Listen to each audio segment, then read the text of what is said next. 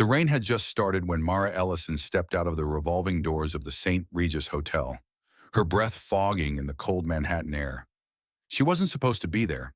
Cole had said he was working late, another one of those vague excuses that dissolved whenever she pushed for details. But something in his voice had cracked that afternoon. An edge, a tremor she had never heard before. It was enough to bring her here, standing beneath the golden awning, her coat clutched tight, heart beating like a trapped bird.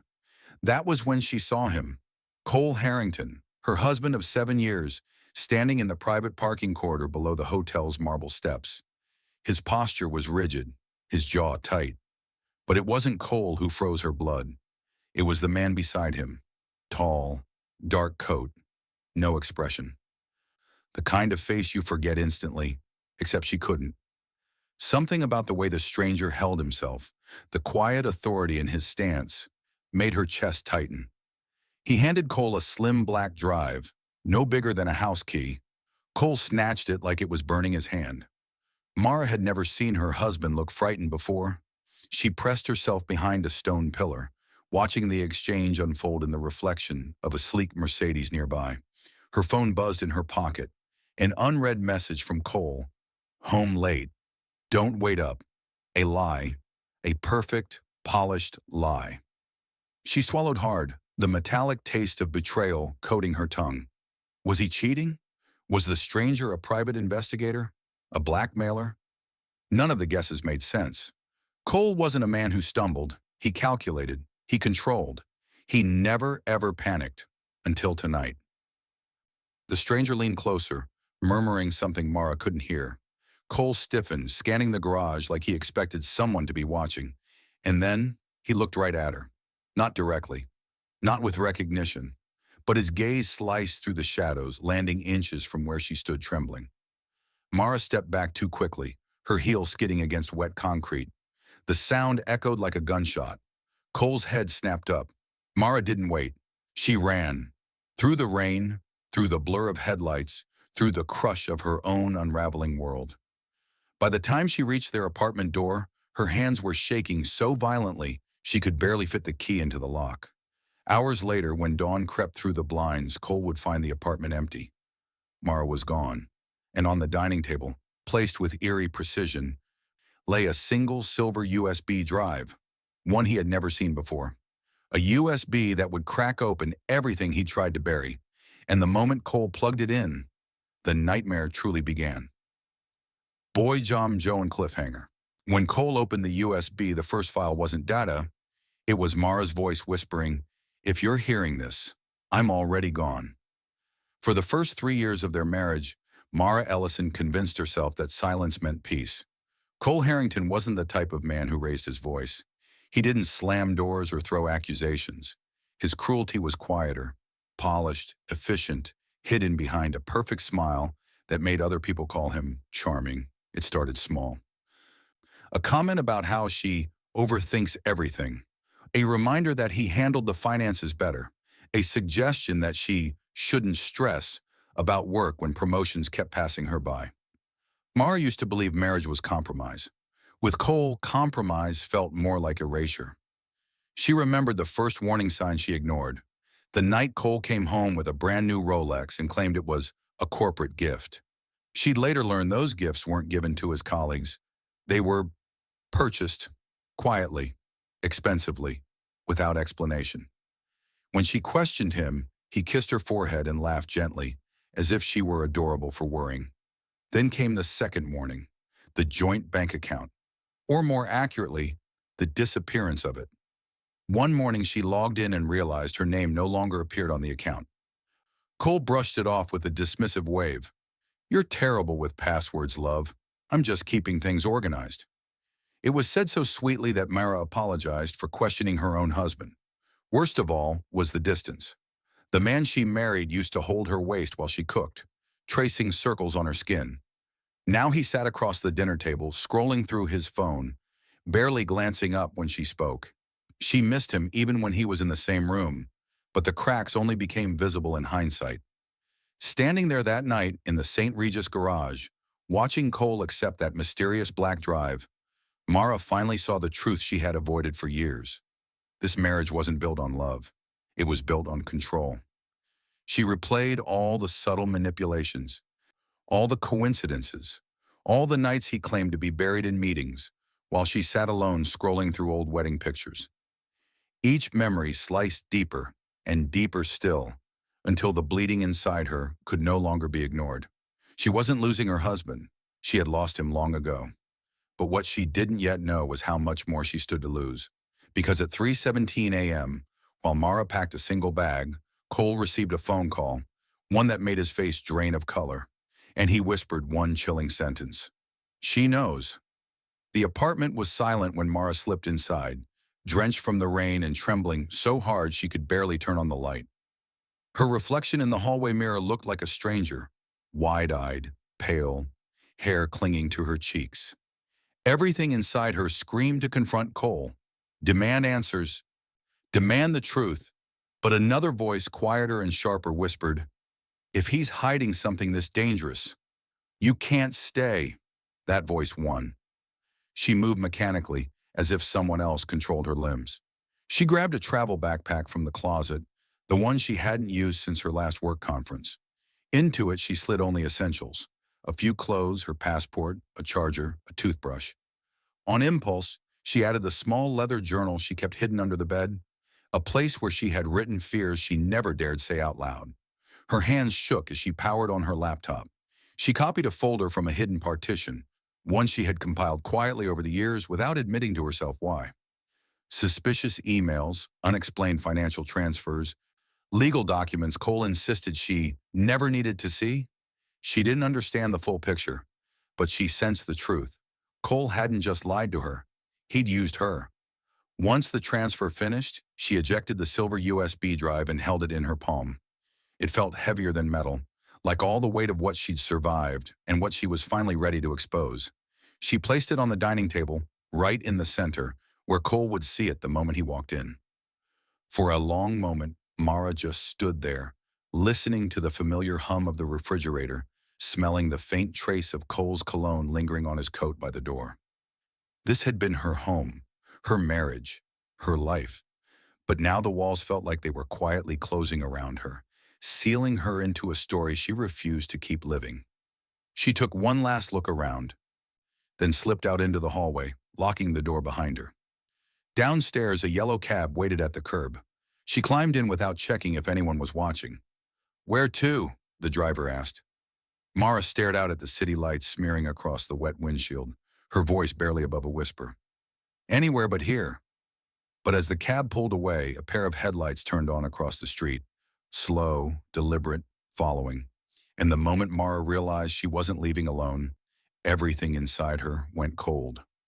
Renee Maddox wasn't expecting anyone at 6:45 a.m., least of all a frantic knock that echoed through her Brooklyn brownstone like an alarm.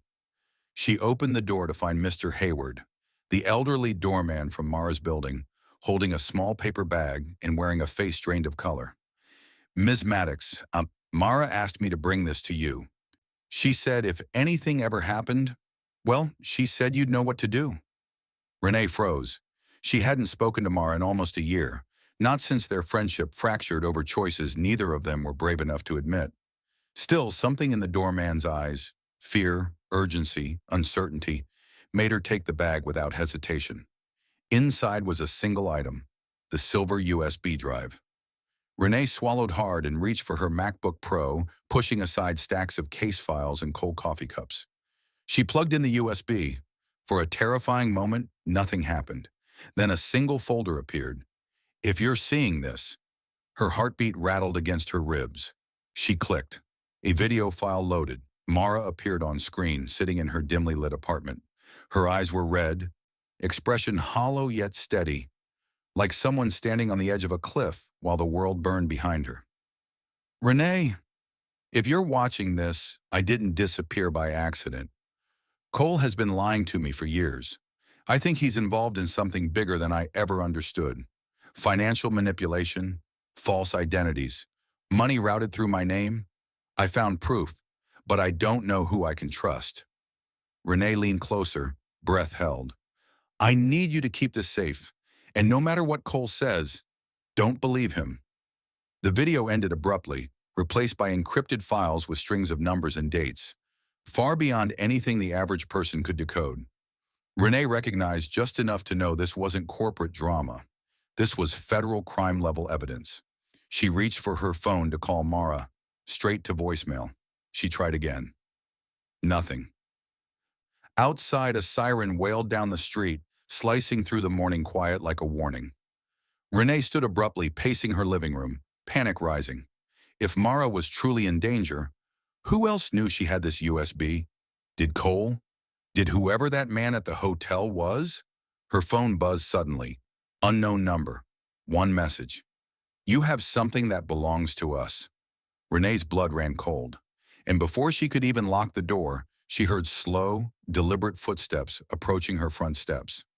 Cole Harrington had always been a man who controlled outcomes.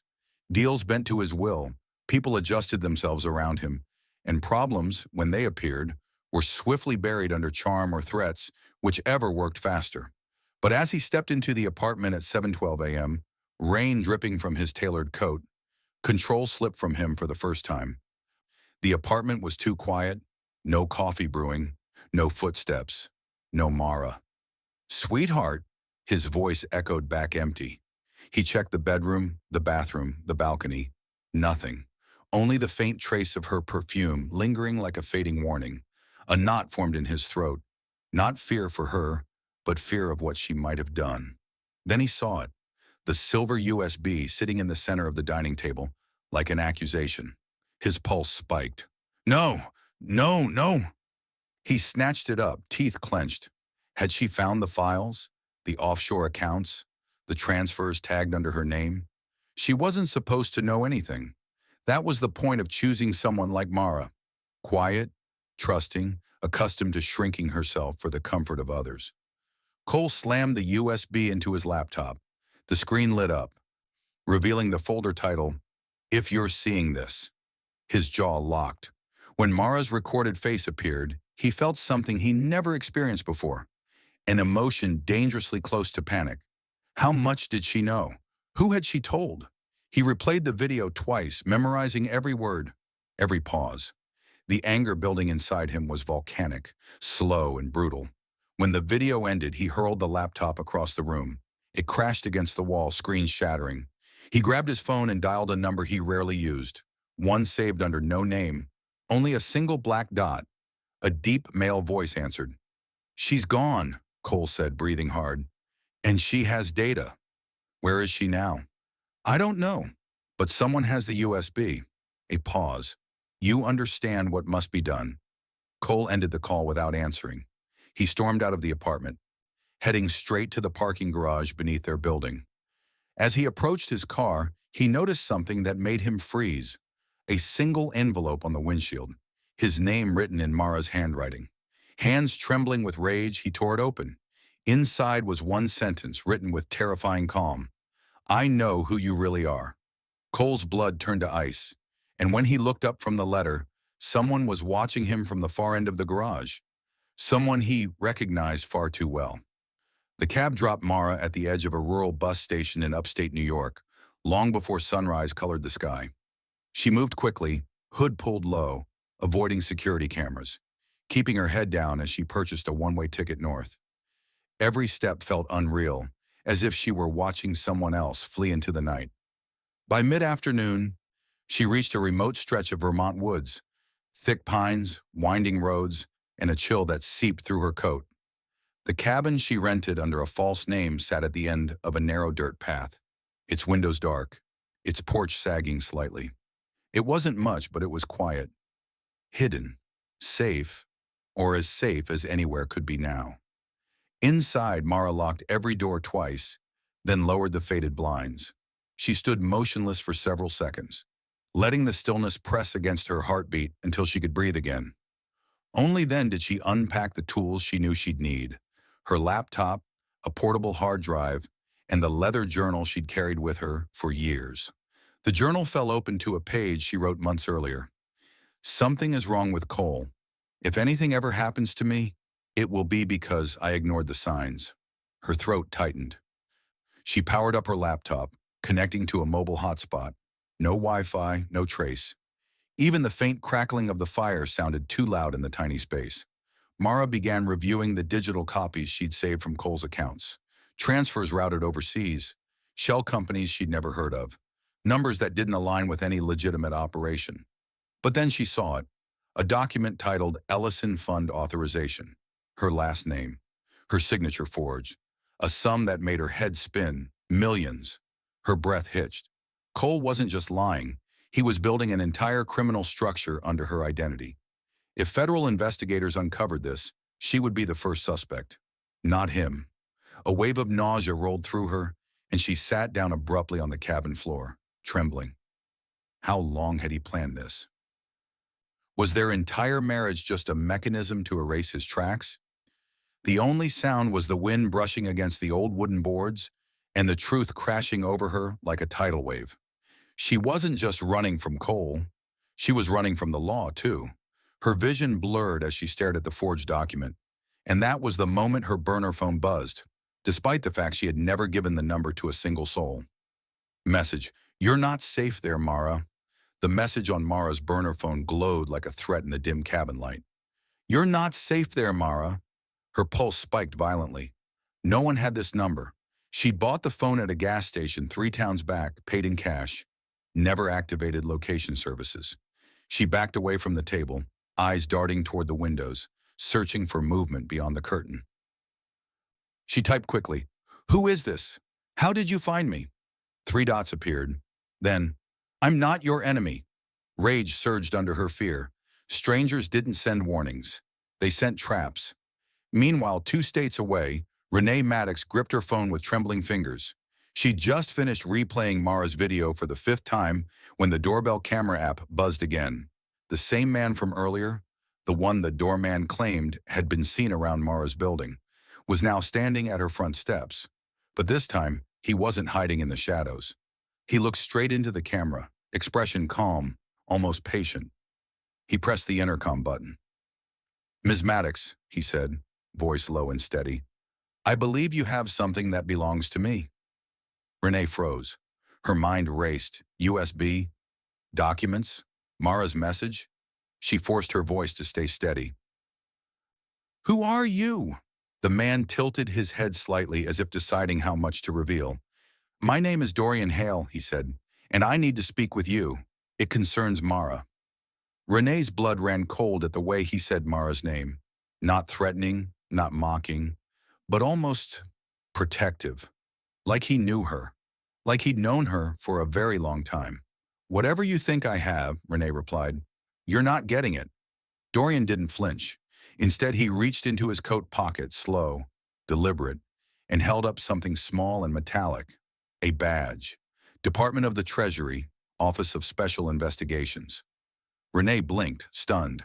Treasury agents didn't show up at people's houses over marital drama. They showed up for crimes, serious ones. "This isn't just about Cole," Dorian said, "and it isn't just about money." His gaze hardened.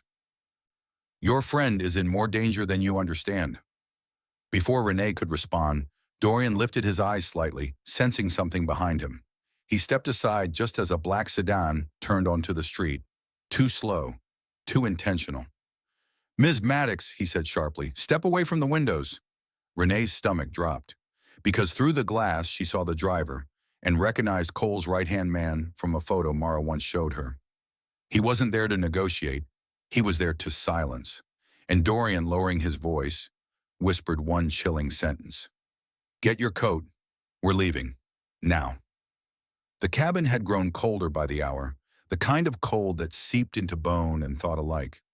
Mara wrapped herself in a blanket, sitting cross-legged on the worn wooden floor as her laptop hummed beside the fire. She had spent the last 3 hours combing through encrypted data, files her husband never imagined she'd understand. But Mara Ellison wasn't just a quiet wife. She was a data forensics specialist. And tonight, she was finally allowing herself to see the truth. She clicked open another document. It appeared harmless at first.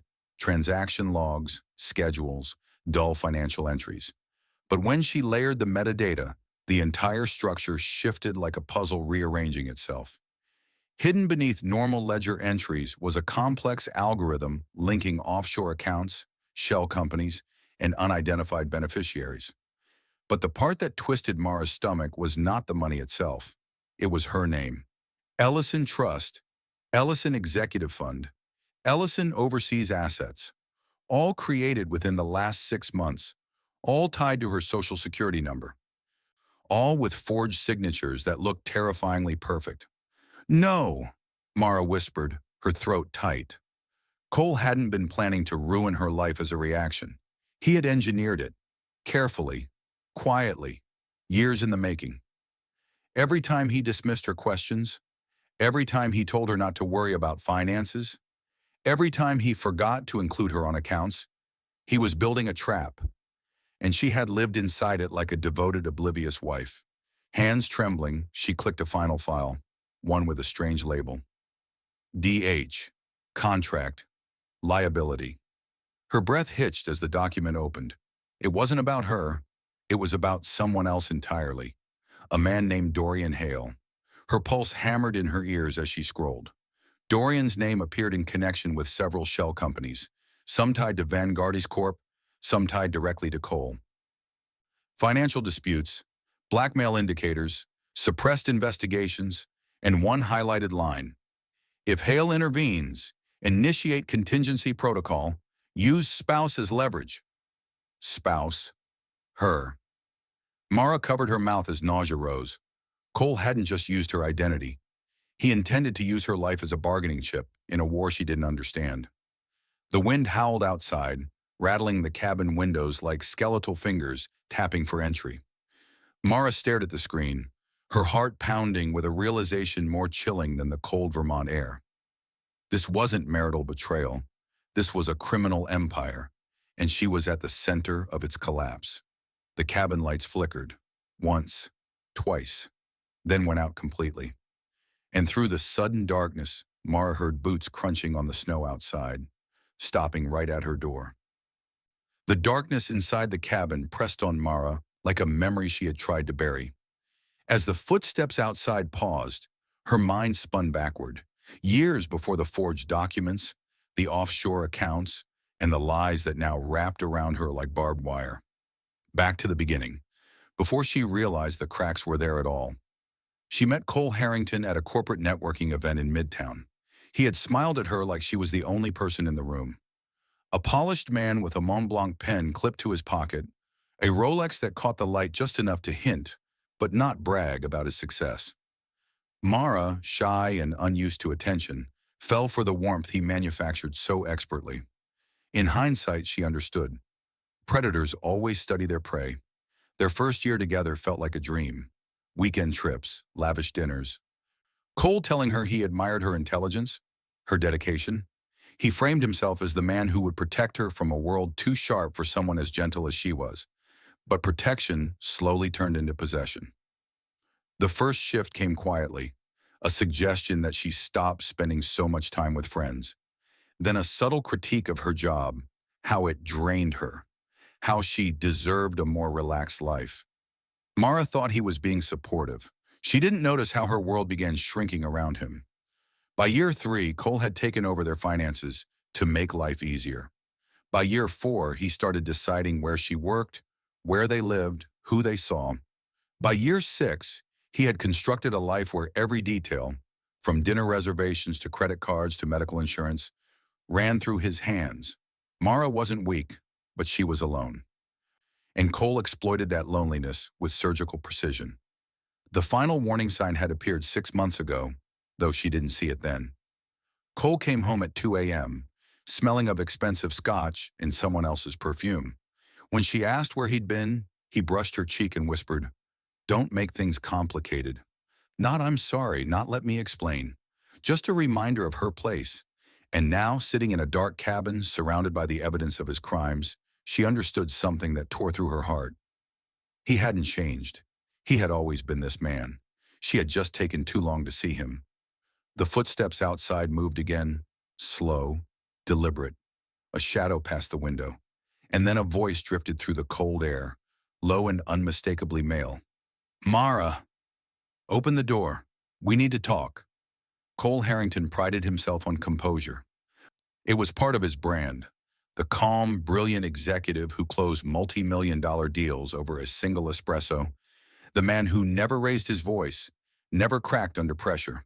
But as he stood in the Vanguard's Corp parking garage, clutching Mara's letter in his fist, that polished veneer finally split. Across the dim garage, the figure watching him stepped forward just enough for the overhead lights to catch his face. Dorian Hale. Cole's jaw tightened. You again. Dorian didn't respond immediately. He simply gave Cole a measured, calculating look, as if Cole were an equation he'd already solved. Cole hated that, hated how exposed he felt. I know Mara saw us, Dorian said at last. And I know she's gone. Cole scoffed, forcing a smirk. My wife is having an emotional episode. She'll be back. Dorian's expression didn't change. He walked closer, shoes echoing sharply against concrete. No, Cole, she won't. Not this time. For the first time in years, Cole felt something unfamiliar scraping at the edges of his confidence. Vulnerability. Dorian Hale was a problem he couldn't intimidate, couldn't bribe, couldn't predict. And if Dorian had approached Mara, that meant the situation was unraveling faster than he planned. He pulled out his phone, typing furiously. His right-hand man, Lyle Wren, replied instantly. We found the lawyer. No sign of the USB. Cole cursed under his breath. Dorian noticed. So she left something behind, Dorian said softly. And you're terrified of what's on it. Cole forced a laugh, but it cracked mid-breath. You have no idea what you're talking about. Oh, I do. Dorian stepped close enough for Cole to see the faint scar running along his jawline. An old wound, but not forgotten. You forged Mara's identity. You moved millions through her accounts. And now your entire operation is one frightened woman away from collapsing. Cole's mask slipped entirely. You don't know what she is, Cole snapped. Dorian's brow lifted. What is she, Cole? Cole opened his mouth, then stopped himself. He had almost said too much. Almost revealed the one secret he could never let surface. Instead, he stepped back, voice low and venomous. Stay out of my way, Hale. Dorian didn't move. You won't find her. I already have people looking. They won't get to her first. Cole froze. What does that mean? Dorian's phone buzzed. He glanced at the screen, eyes sharpening. He looked up at Cole with a slow, deliberate breath. It means Mara is no longer your problem, Cole. She's mine. And somewhere deep in Vermont, a gun clicked outside Mara's cabin door. Renee Maddox had lived through hostile cross-examinations, high-stakes trials, and judges who could crush a career with one raised eyebrow. But nothing compared to the fear crawling up her spine as she watched the black sedan stop in front of her brownstone. The engine didn't turn off. The headlights didn't dim. It just waited. Get your coat, Dorian ordered quietly. We need to move. Renee hesitated only a second before grabbing her bag. Her instincts screamed that this man, this stranger with a federal badge and eyes too steady for comfort, was her only chance of surviving the next 5 minutes. She followed him through the back door of the brownstone, down the narrow alley lit by a single flickering bulb. The cold air stung her skin. Dorian kept one hand slightly behind him, ushering her forward while scanning every shadow. Why is Cole after me? Renee whispered. He thinks you have the full contents of the USB. I don't. That doesn't matter, Dorian replied. Cole doesn't need truth. He needs control. They crossed into the back courtyard when the first gunshot shattered the quiet, sharp, precise, hitting the brick wall inches from Renee's shoulder. She gasped, stumbling. Dorian grabbed her arm, pulling her behind a maintenance shed. They're not here to scare you, he said. They're here to remove you. Renee's pulse thundered. This is insane. Cole wouldn't. Dorian cut her a look so dark it silenced her. He would, and he has. Before she could ask what that meant, another shot rang out, closer this time. The sedan's back door opened and a man stepped out.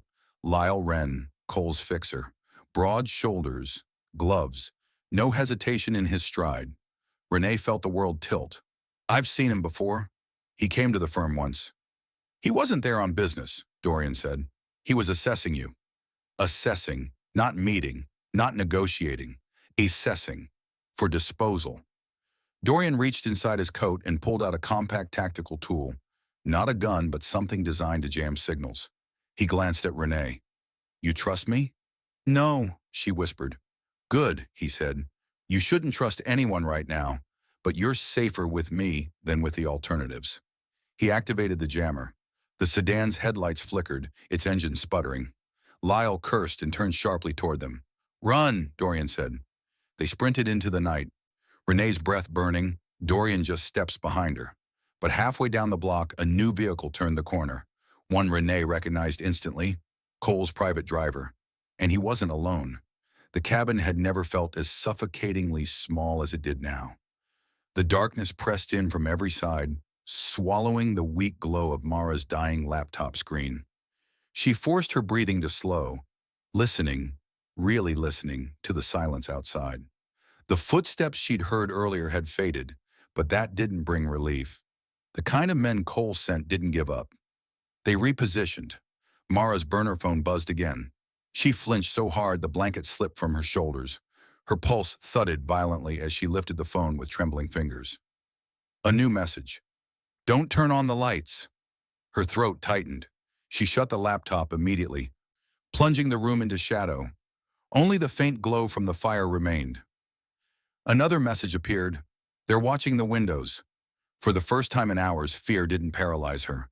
It sharpened her. She crouched low, crawling away from the window, staying beneath the line of sight. Every instinct she'd ignored for years now screamed in unison. "Survive," she typed quickly. "Who is this? Are you with Cole?" A long pause, then, "Cole is the reason you're in danger. I'm trying to keep you alive." Her heart twisted. Believing a stranger was foolish. Just the sort of vulnerability Cole had counted on. But someone else knowing her location meant she was out of time. She reached up to grab her backpack, stuffing her journal and external hard drive inside. Her hands trembled, but her mind sharpened with a determination she didn't recognize as her own. She wasn't running blindly anymore. She was running with purpose. Then her phone buzzed once more. "Mara, leave through the back door. Now." Her breath hitched. She looked toward the narrow hallway leading to the back of the cabin. A thin beam of moonlight filtered through the kitchen window, casting angular shadows across the wooden floor. She moved silently, each step measured. She reached for the door and froze.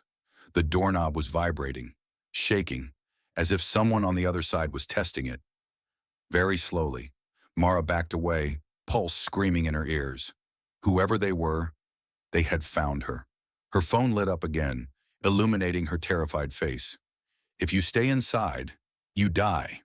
The doorknob turned sharply, and then the back door slammed open, crashing against the wall as a figure stepped into the moonlit kitchen. Silhouette tall, armed, and unmistakably hunting. The night wind whipped against Renee's face as she ran alongside Dorian, her breath burning and legs shaking. Brooklyn's streets blurred into streaks of amber lights and shadowed alleyways. Somewhere behind them, the sedan's engine roared back to life, headlights sweeping across parked cars like a predator searching for prey. "Don't stop," Dorian urged, gripping her wrist and pulling her around a corner. His voice was controlled, but Renee caught the edge beneath it, a razor-thin tension that revealed the situation was spiraling faster than even he anticipated. They reached a narrow service street, the kind lined with dumpsters and metal fire escapes. Dorian pressed her back against the cold brick wall and scanned both ends of the street. "Why are they after me?" Renee whispered, chest heaving. "I'm just a lawyer." "You're the only person Mara trusted," Dorian said. His eyes were sharp, calculating every possible route. "Cole knows that, and he thinks the USB is with you." "It isn't." "That doesn't matter," Dorian cut in. "They're not here to retrieve evidence. They're here to eliminate liabilities." A chill coiled through her entire body. A movement flickered at the far end of the alley. Lyle Wren, stepping into view, a phone pressed to his ear.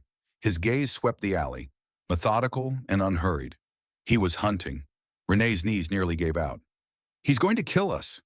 "Not if we move now," Dorian said, pulling her toward a rusted fire escape ladder. Renee hesitated. "Up there? It won't hold." "It only needs to hold for 10 seconds. They climbed. The metal groaned beneath their weight but didn't collapse. From the rooftop, Brooklyn stretched out in a dizzying maze of buildings and flickering streetlights. Dorian crouched low. We're heading toward the river. If we reach the waterfront, I can get us out. That's miles from here. It's either that or let Cole's cleanup crew catch up to us. They crossed from rooftop to rooftop, the wind biting at their faces. Renee's lungs screamed, her hands shaking with adrenaline. But she followed because stopping meant dying. Halfway across the fourth building, her phone buzzed in her coat pocket. A message from an unknown number. You should have stayed out of this, counselor. Her stomach dropped. Dorian, they're tracking me. He stopped abruptly, eyes widening for the first time. How long have you had that phone? It's my work cell. Throw it, now. Before she could react, a distant rifle crack split the night. The bullet hit the rooftop inches from her boots, sending shards of concrete flying. Dorian pulled her down, and across the skyline, the faint red glint of a sniper scope slid directly over Renee's chest. The sniper's red dot slid across the rooftop like a quiet death sentence. Renee flattened herself against the cold concrete, her breath jerking in her chest. Dorian pulled her behind a ventilation unit, shielding her body with his own, as another shot cracked through the night, ricocheting off metal. They sent a sniper? Renee gasped. Dorian's voice was steady. Cole doesn't leave loose ends. He reached into his jacket again, this time pulling out not a gun, but a slim, encrypted device. He tapped rapidly on the screen, glancing up between keystrokes. What are you doing? Renee whispered. Calling in a blackout, he murmured. They're using thermal to track us. Within seconds, the rooftop lights flickered and died. The skyline beyond them dimmed. A rolling wave of darkness spread across 5 surrounding blocks. A power cut? Renee whispered in disbelief. Dorian didn't look at her. A tactical blackout. She stared at him, breathless. Who are you, Dorian? For the first time, his expression shifted. Not anger, not irritation. Something heavier. Something he'd been carrying for years. I told you I wasn't your enemy, he said quietly. But I didn't tell you who I'm after. Cole, Renee breathed. Dorian shook his head slowly. Not just Cole. He reached into his coat again and withdrew a worn leather badge case. He opened it, revealing an emblem Renee had never seen before. Far more specialized than a normal treasury badge. Office of Strategic Financial Enforcement, Deep Cover Division. Renee blinked. There's no such department. There isn't, he said. Officially, her pulse pounded. So this wasn't about Mara? Dorian hesitated for a long moment.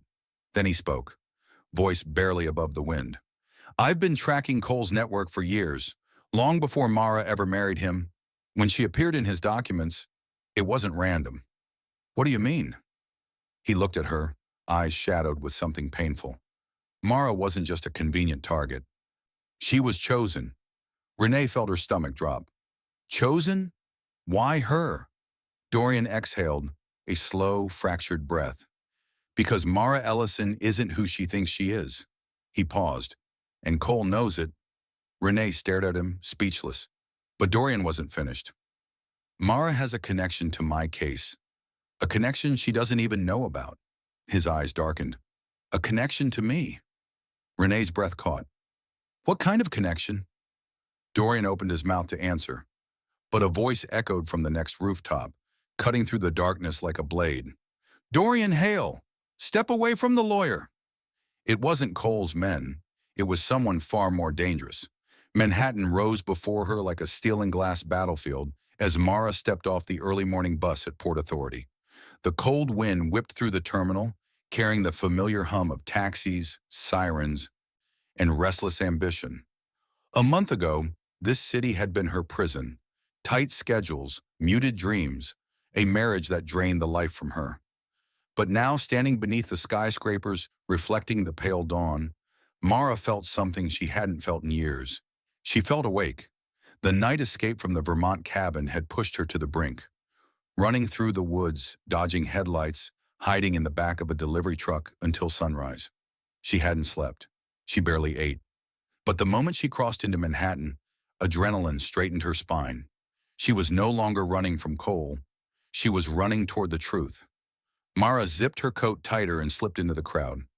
No one noticed her, and for the first time, anonymity felt like power.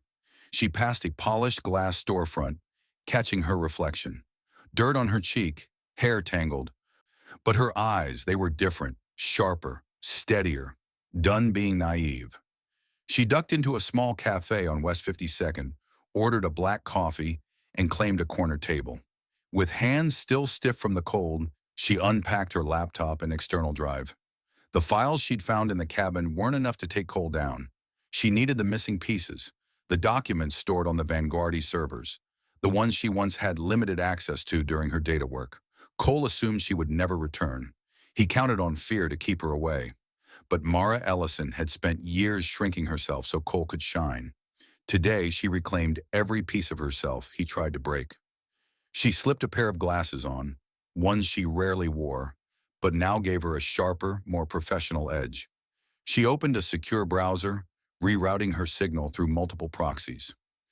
Her fingers flew across the keys with a precision Cole never respected but always feared. She was good, very good, and she wasn't alone anymore. A notification pinged, an encrypted message. From unknown subject. He knows. Body. They're setting a trap in the Vanguardi's boardroom. Don't walk in alone. Mara's breath caught. A trap? For her? Or for Dorian? Or both? She typed back quickly. Who is this?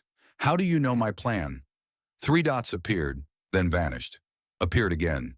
Then, Mara, I'm already inside the building. Her stomach tightened, and when a shadow fell across her cafe table, she looked up and saw someone she never expected standing right in front of her. Mara's breath caught as the shadow fell across her table. She looked up, expecting Cole, expecting danger, and instead found Renee. Her hair was windblown, her coat half-buttoned, eyes wide with urgency.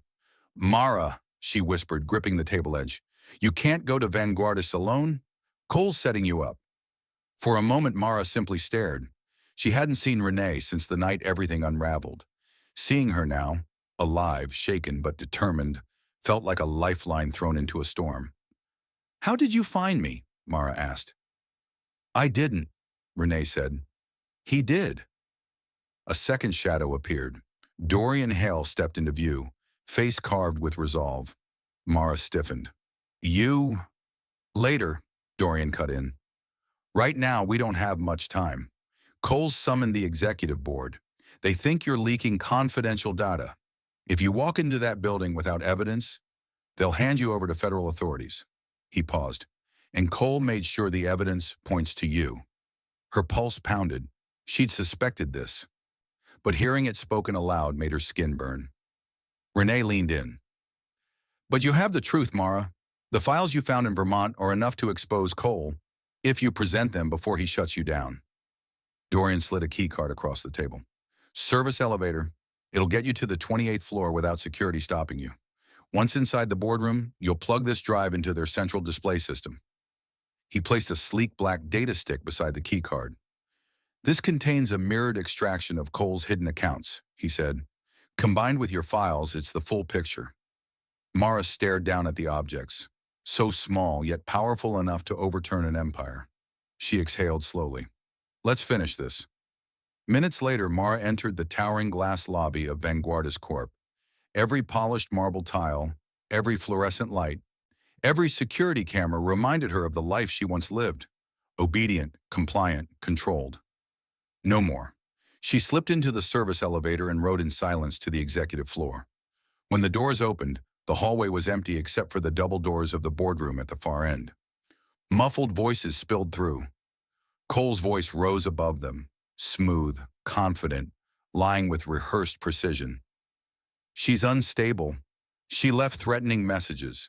I fear for her safety and ours. Mara tightened her grip on the drive. Not today, Cole. She pushed the doors open. The room froze. 12 executives turned. Cole's face drained of color.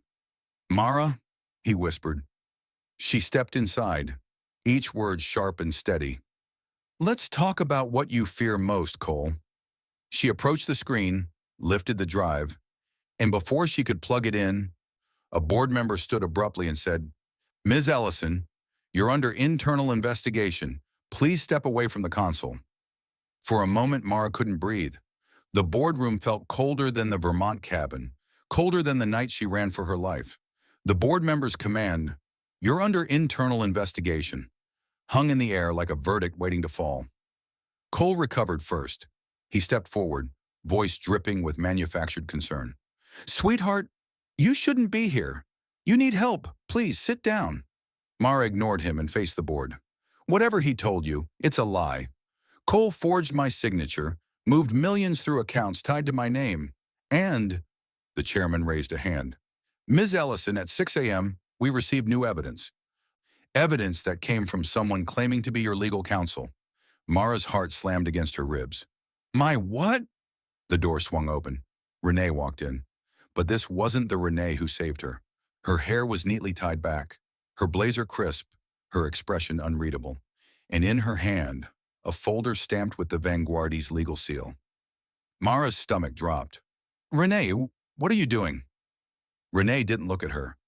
"As your attorney of record, I submitted the documents necessary for the board to proceed with a mental health-related intervention, for your own protection." Cole's face barely hid his satisfaction. This was his trap, his perfect trap. Mara shook her head slowly. "Renee, no, you know this isn't true. Cole's framing me." Renee finally met her eyes. For a split second, just one, Mara saw something flicker. Regret, guilt, fear. But it was gone before she could read it.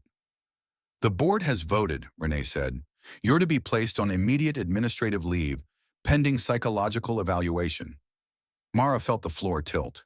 She had expected traps, lies, ambushes. But not this. Not betrayal.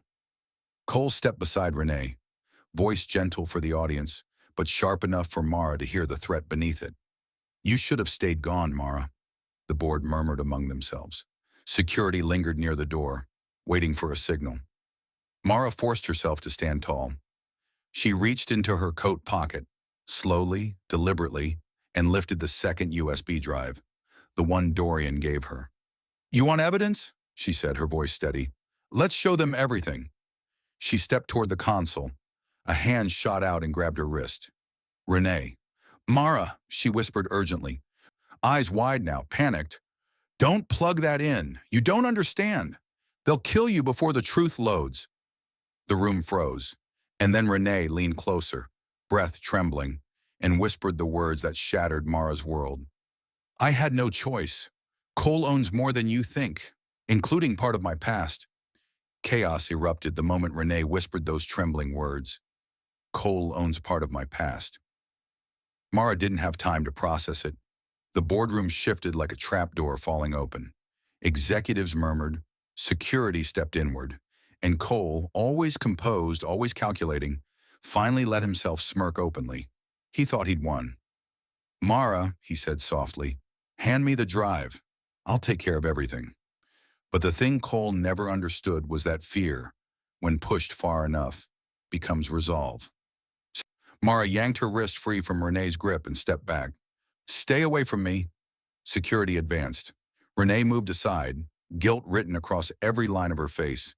She wasn't the threat now. She was collateral damage in Cole's empire. Before anyone could reach Mara, the boardroom doors blasted open. Dorian Hale stormed inside. His coat whipped behind him, his badge glinting under the fluorescent lights, his expression colder than the steel skyline outside. Gas rippled through the room. Cole's smirk vanished. "Step away from her," Dorian commanded, voice sharp enough to cut through the tension like a blade. "Agent Hale," the chairman stammered, "you have no jurisdiction." "I do now," Dorian said, tossing a stack of federal orders onto the table.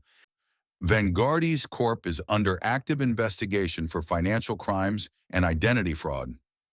Cole barked a laugh, but it cracked at the edges. "You're bluffing." Dorian leveled his gaze at him. "Try me." Security hesitated. The executives exchanged frantic looks. Cole's empire, built on intimidation and silence, was suddenly trembling. Dorian crossed the room in 3 strides and positioned himself between Mara and everyone else. Body angled protectively, she felt the heat of adrenaline radiating off him. "You shouldn't be here," he said quietly, eyes scanning her face. They were preparing to detain you. Mara swallowed. I know. Dorian's jaw tensed. Come with me. Now. He reached for her arm, gentle, steady. But before she could move, Cole slammed his hand down on the conference table. She doesn't leave this room. Dorian turned, and Mara saw something dark and dangerous ignite behind his eyes. She's not your property, Cole, he said. She never was. Cole gestured sharply. His right-hand man, Lyle Wren, stepped into the doorway, blocking the exit, blocking Dorian's escape route. This wasn't a negotiation. This was an ambush. Dorian shifted his stance, subtly pushing Mara behind him. Mara, he murmured, when I say run, you run. Don't look back. Her breath caught. Run where? He didn't answer, because at that moment, Lyle reached into his coat, and the metallic glint of a weapon caught the boardroom lights. The moment Lyle's weapon flashed, the boardroom exploded into motion. Executives ducked beneath the table, chairs toppled, and security scrambled. But Dorian was already moving, swift, controlled, his arm knocking the weapon aside just as it fired. The bullet buried itself into the wall inches from Cole's head. Lyle staggered, unprepared for actual resistance. Dorian seized the opportunity, twisting his wrist until the gun clattered to the floor. Security swarmed instantly, finally understanding who the real threat in the room was. They pinned Lyle down as he thrashed, shouting Cole's name. Cole didn't move. He didn't speak. He simply stared at Mara, eyes burning with disbelief and hatred. What did you do, Mara? He hissed. What did you tell him? Mara stepped forward, her fear sharpening into something colder, calm clarity. The truth, Cole. Something you've avoided your entire life. Dorian lifted the federal order again, voice carrying authority that left no room for argument. Cole Harrington, you're formally under investigation for financial fraud, identity manipulation, and international money laundering. The board erupted in gasps and murmurs. A few executives stood, distancing themselves from Cole as though corruption were contagious. Cole barked a laugh, brittle and angry. You can't touch me. Vanguardis needs me. These people need me. But the chairman, a man who once admired Cole, rose slowly from his seat. No, Cole. What this company needs is integrity, and you've broken that beyond repair. Dorian signaled to the federal marshals waiting outside. Two agents entered swiftly, securing Cole's wrist with cold steel cuffs. Cole struggled, fury snapping across his features. Mara! He shouted as they dragged him toward the door. You think this ends with me? You have no idea who else is involved. You have no idea who you are. Mara's heart hammered, but she kept her expression composed. I know enough, she said quietly, and I'm done being afraid of you. Cole was pulled out of the boardroom, shouting promises of revenge that echoed down the hallway until the door closed behind him. Silence followed, heavy, hollow, liberating. Renee sank into a chair, tears filling her eyes. Not of fear this time, but relief. It's over, she whispered. Dorian shook his head. Not yet. Cole's arrest is only the first step. His network is bigger than we thought. Mara's breath tightened. How much bigger? Dorian looked at her with a seriousness she hadn't seen before. Big enough, he said, that taking him down just triggered the people above him. Before Mara could respond, an agent rushed into the room. Sir, you need to see this. Someone posted Mara's location online. Dorian turned to Mara, face draining of color. They're coming for you next. For the first time in weeks, Mara Ellison walked freely through Manhattan without looking over her shoulder. Cole's arrest sent shockwaves through Vanguardis Corp., then through the financial world, then through the agencies that had quietly monitored his movements for years. His network, once untouchable, fractured overnight. Names surfaced, accounts were frozen. Allies turned on each other to negotiate reduced sentences. But most importantly, Mara was cleared, her identity restored, her record expunged, her freedom returned. She sat in a quiet corner of Central Park, a warm coffee cupped in her hands. Winter sunlight filtered through bare branches, soft and gentle, a stark contrast to the chaos she had survived. People passed in slow, peaceful rhythms, strollers, joggers, couples. Life moved on. and for the first time she felt ready to join it. Renee approached the bench, wrapped in a long coat and a quiet humility. "Mind if I sit?" Mara nodded. Renee exhaled shakily. "I'm sorry, Mara. I should have fought harder. Cole had something on my family. I thought if I cooperated, no one would get hurt." Mara studied her for a long moment, then spoke softly. "We all make decisions when we're scared. What matters is what we do now." Renee's eyes filled with gratitude and relief. She wasn't forgiven easily, but she was given a chance to heal. They would rebuild slowly, carefully. A shadow fell across the path. Dorian Hale approached. For once, there was no tactical urgency in his stride, only a quiet warmth. The wind brushed through his dark coat as he stopped before her, his gaze softening in a way she had never seen in the boardroom chaos. "How are you holding up?" he asked. Mara smiled faintly. "Still learning how to breathe." Dorian nodded. "Good. You deserve that." He sat beside her, leaving a respectful space. Yet something unspoken bridged the distance between them. There was history, dark, tangled, unfinished. But there was also possibility. "The agency can offer you relocation," Dorian said gently. "New identity, new start, protection." Mara looked out across the lake, the sun shimmering across its surface. "I don't want to disappear anymore. I spent too many years invisible." Dorian's jaw relaxed. "Then stay. Build your life here. You won." A small, trembling laugh escaped her. "Did I? You survived him." Dorian met her eyes. "That's more than a victory. That's reclaiming your life." Mara let the words settle in her chest like a seed finally finding soil. Then Dorian offered something unexpected. His hand, steady and open. Not demanding, not claiming, simply offering. She took it, and as their fingers intertwined, none of them noticed the man in a gray coat watching from across the park, until he lifted his phone and whispered, "She chose her side. So, that's the end of our story. And if you're still here with me right now, my friend, then something in this journey must have touched your heart in its own quiet way. Maybe you saw pieces of yourself in Mara, her fear, her courage, her ability to rise again even when the world tried to break her. Maybe you're carrying your own battles, the kind no one else sees. The Stoics used to say, you have power over your mind, not outside events. And that is Mara's lesson to all of us. We can't control betrayal, loss, or the unfairness that finds us, but we can control what we become afterward.